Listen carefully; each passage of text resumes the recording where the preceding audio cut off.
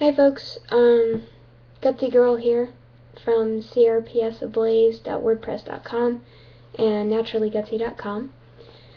This is my first video, so it's definitely not going to be perfect, but I just wanted to update on what I've been thinking about since the news yesterday about the ketamine infusion not going through and talking about spinal cord stimulators. I've seen a few people on YouTube posting about their spinal cord stimulator journey, and I just thought it was really nice to see actual human faces.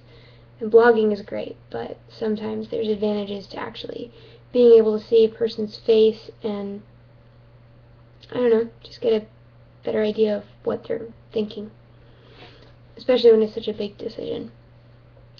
So, on Friday, like I said in the previous post, I saw a doctor who I had high hopes was going to do a ketamine infusion for me to treat CRPS RSD, and I was not a candidate for that treatment because of severe visceral hypersensitivity and GI motility issues, as well as other things. So immediately he started talking about a spinal cord stimulator being a potential option for me, and almost the last option for me except for LDN. Talking about spinal cord stimulators was not on my agenda at all. So it was a little bit of a shock. I mean, I was already in shock from being told no about the ketamine, and then I was even more in shock about having to talk about a spinal cord stimulator, which I had no interest in. So it hit me pretty hard, and my energy is really sapped this weekend. Half of me wants to know everything I possibly can about SCS, spinal cord stimulators, and to know all the pros, all the cons, so it can help me make a decision about what to do. The other half of me wants to just think that this is all a nightmare, and that I'm going to wake up and not have CRPS RSD. Or, I guess the second best thing would just be that I'd wake up and there'd be some new medical breakthrough. I wouldn't be at the end of the line of what my doctors and medical technology could actually do for me. But I guess probably the thing that's actually bothering me the most right now, it's going to sound a little silly, is that before I can even have a stimulator trial, which they do to make sure the stimulator may work for you, before you have to commit to actually having a surgery and an implanted device. But before you can even have that trial, you have to go through a psychological evaluation. Right now, I don't feel like thinking like the medical practitioner that I used to be. Right now, I just feel like a patient, to be honest with you. I understand there's probably a good reason for them to do some of these psychological evaluations. I just don't exactly know what it is. I mean, maybe they want to make sure that you have the mental faculties to be able to manage a spinal cord stimulator, or that you're emotionally sound enough to go through the surgery. I guess the doctor tried to make it sound like this wasn't going to be a big deal. But at this point, for me to go through another psychological evaluation, I feel like that is a big deal. And I don't want any more doctors than I absolutely have to have. I don't want another psychologist. I don't want a psychiatrist. I don't want another pain doctor. I don't want anyone that doesn't need to be on my medical team, because I already have too many doctors to manage. And too many people's hands in the pot trying to make the soup just makes things go wrong, in my opinion. So, I'm hoping that my, hold on, my computer is That's not helpful. Ugh. Okay, I'm hoping that my GI psychologist, who I've been working with for probably 2 years now, will be able to do the evaluation, because if not, I just don't know how I'd handle going through that all over again.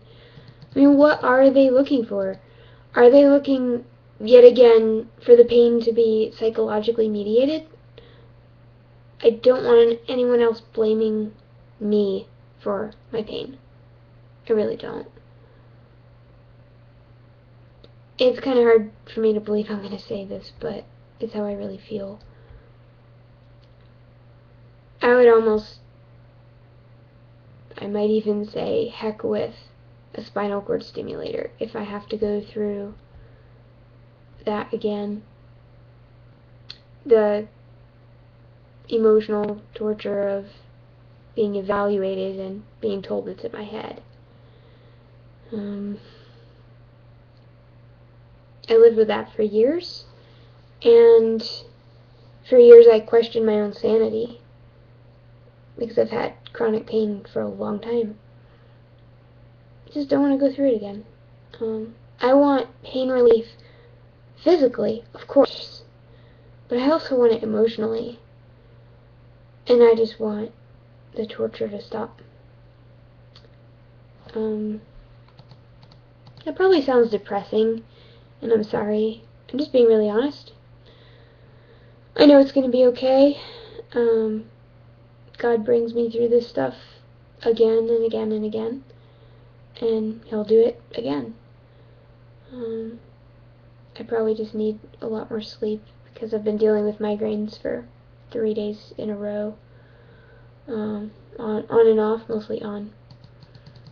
When it comes to my physical concerns about spinal cord stimulators at this point, and again, I'm just learning about this stuff, I'm concerned about spread, that no matter how confident a doctor is that the surgery itself won't cause this monster of a disease to spread to the surgery site, they can't guarantee that.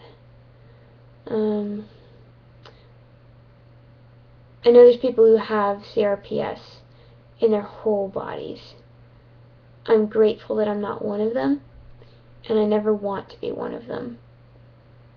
I have utmost respect for them for living every day. Also, I do not want to feel the generator or any wires inside of me. Because I have visceral hypersensitivity, I can already feel my organs. I'm not going to go into detail on that.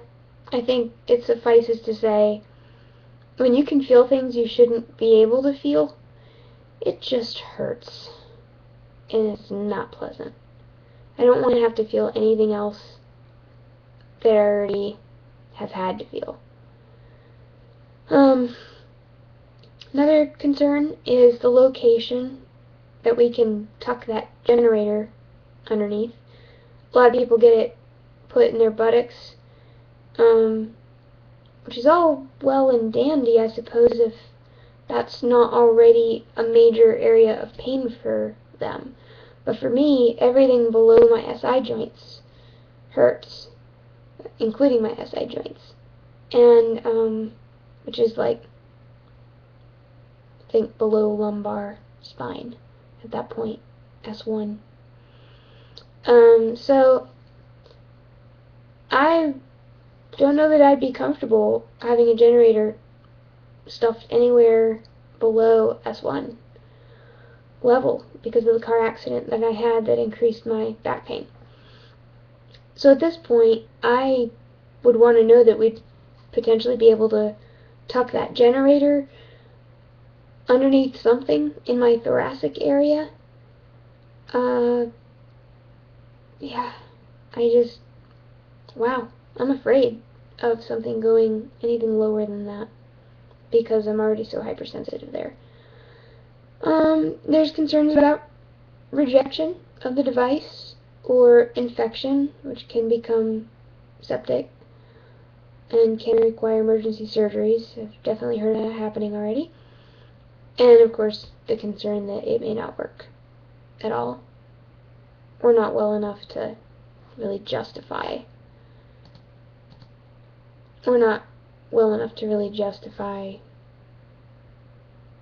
just going through all of that, I suppose. So I'm thinking, besides the fact that I have been in a lot of pain and I'm having trouble sleeping, maybe just a lot of my fears are just because I don't have the information yet.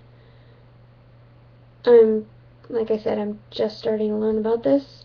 I've only started considering it in the last 3 days, 2.5 days, 2 days. So I have a lot of homework to do. I'm not excited about it. Maybe I should be. I don't even know how I'm supposed to feel at this point. I'm just confused. And I guess in shock. So, I suppose that's it for today. I'll probably post this tomorrow. But thanks for listening if you did. And have a good one.